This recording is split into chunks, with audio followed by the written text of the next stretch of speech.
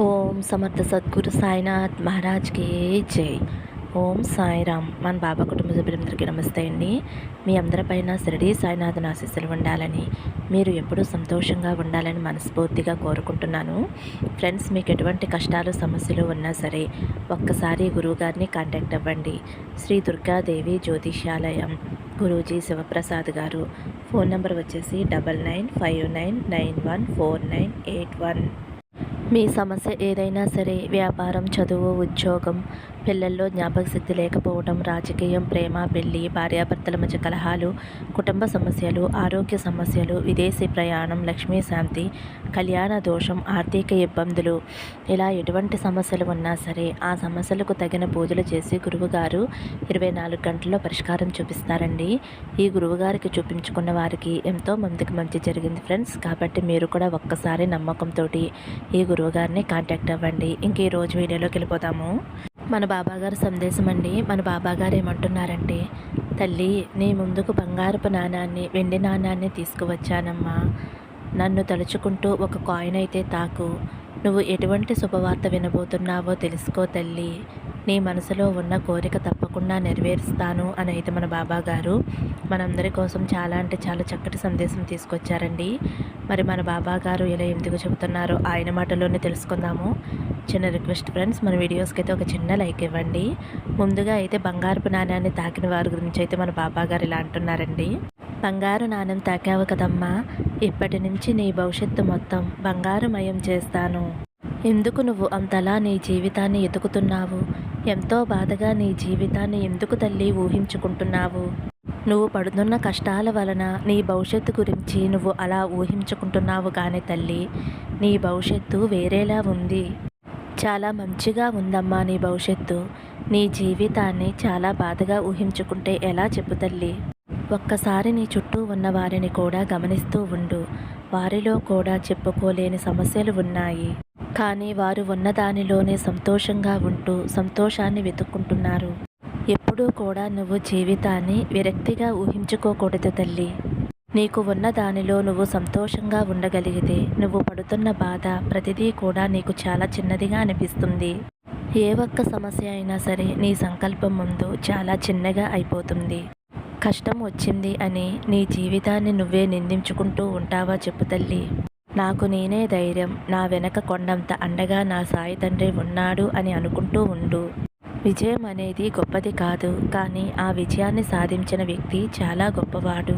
బాధపడటం గొప్ప కాదు, కానీ ఆ బాధను తట్టుకుని నిలబడటమే గొప్పవాడు తల్లి. అలాగే బంధాలను కూడా చాలా జాగ్రత్తగా నిలుపుకోవాలి తల్లి. నేను నీ ఇంట్లోనే ఉంటున్నానమ్మా. నువ్వు ప్రతిరోజు కూడా నాకు పూజ చేసి నన్ను ఇలా అడుగుతున్నావు కదా.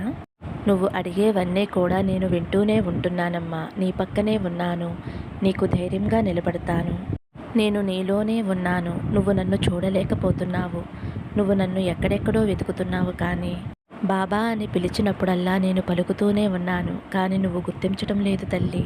నువ్వు బాధపడుతూ ఉంటే నాకు చాలా బాధగా ఉంటుంది.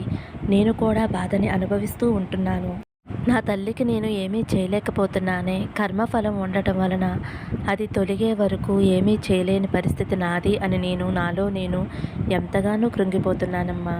కానీ తగిన సమయం రాగానే నీ కర్మఫలమంతా కూడా తొలగిపోతుంది. నీ కష్టాలు తొలగి నీ జీవితంలో సుఖశాంతులు వస్తాయి తల్లి. నా బాబా ఏదైనా చేస్తాడు అనే నమ్మకంతో నువ్వుండమ్మా. నీ నమ్మకాన్ని నేను నిలబెడతాను తల్లి. నీకు కష్టాలు ఇస్తున్నప్పుడు సంతోషాలను కూడా ఇచ్చేది నేనే తల్లి. నిత్యం ఆనందంగా ఉండే రోజులైతే నీ జీవితంలో రాసిపెట్టి ఉన్నాయి. ఇప్పుడు నువ్వు ఏ బాధ వల్లైతే నిత్యం అలసిపోతూ ఉంటున్నావో నాకు తెలుసు తల్లి. ఆ బాధ నుంచి నేను ఇంకా విముక్తి కలిగించలేదే అని నేను బాధపడుతున్నానమ్మా. కానీ కొద్ది రోజులు మాత్రమే సమయం ఉంది తల్లి, నువ్వు సంతోషాన్ని అందిపుచ్చుకోవటానికి. నువ్వు పడుతున్న బాధ అతి త్వరగా నీ నుండి దూరమైపోతుందమ్మా. కష్టాన్ని ఇచ్చిన నేను నీకు సుఖాన్ని ఇవ్వకుండా ఎలా ఉంటాను తల్లి?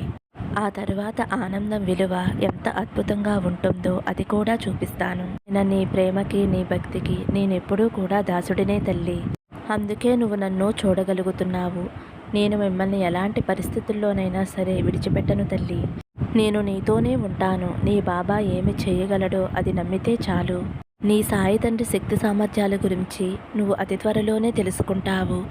నీ పెదాలపై ఎప్పుడూ చిరునవ్వు చిందించేలా నేను చేస్తానమ్మా అని అయితే మన బాబాగారు బంగారు నాణెం తాకిన వారి గురించి అయితే ఇలా చెప్తున్నారండి. ఇప్పుడు వెండి నాణెం తాకిన నా బిడ్డ ఎవరైతే ఉన్నారో, తల్లి ఇప్పటి నుంచి నువ్వు ఎంతో సంతోషకరమైన జీవితాన్ని గడుపుతావు తల్లి. నీ భవిష్యత్తులో ఏం జరిగితే నీ మనసుకు ప్రశాంతంగా ఉంటుందో, నువ్వు ఏ కోరికైతే తీరాలి అని అనుకుంటున్నావో, దృఢ సంకల్పంతో నువ్వు ఉన్నావో అది ఖచ్చితంగా తీరబోతుంది తల్లి. నువ్వు చెయ్యాలి అని అనుకున్న పనులు ఏవైతే ఉన్నాయో అవి ఖచ్చితంగా జరుగుతాయి. నువ్వు ఎవరికీ కూడా చిన్న అపకారం కూడా చేయలేదు. నీ మనసు చాలా మంచిదమ్మా. నువ్వు ఇతరులకి ఎంత చెడ్డగా కనిపించినా సరే నీ మనసుకు తెలుసు నువ్వు ఎలాంటి దానివో అని. నీ మంచితనం వలనే భవిష్యత్తులో నిన్ను ఎటువంటి కష్టాలు కూడా దరిచేరవు తల్లి.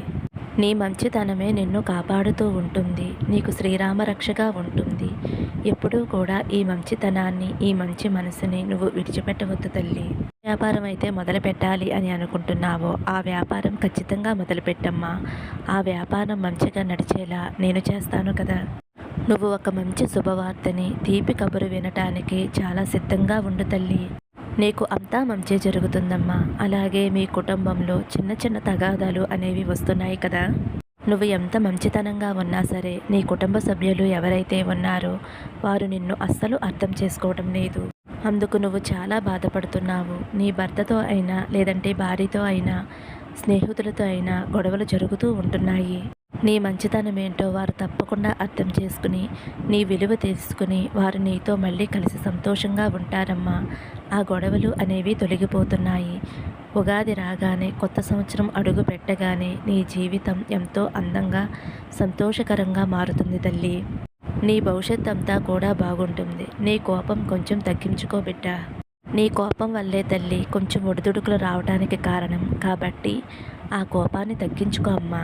నీకున్న మనోధైర్యమే నిన్ను ఇక్కడి దాకా వచ్చేలా చేసింది. ఆ కోపాన్ని తగ్గించుకుంటే వచ్చే గడియలన్నీ కూడా నీకు శుభగడియలేనమ్మా. తర్వాత అంతా నీకు మంచే జరుగుతుంది. నువ్వు పడిన కష్టానికి తగిన ఫలితం రాలేదు అని బాధపడుతున్నావు కదూ.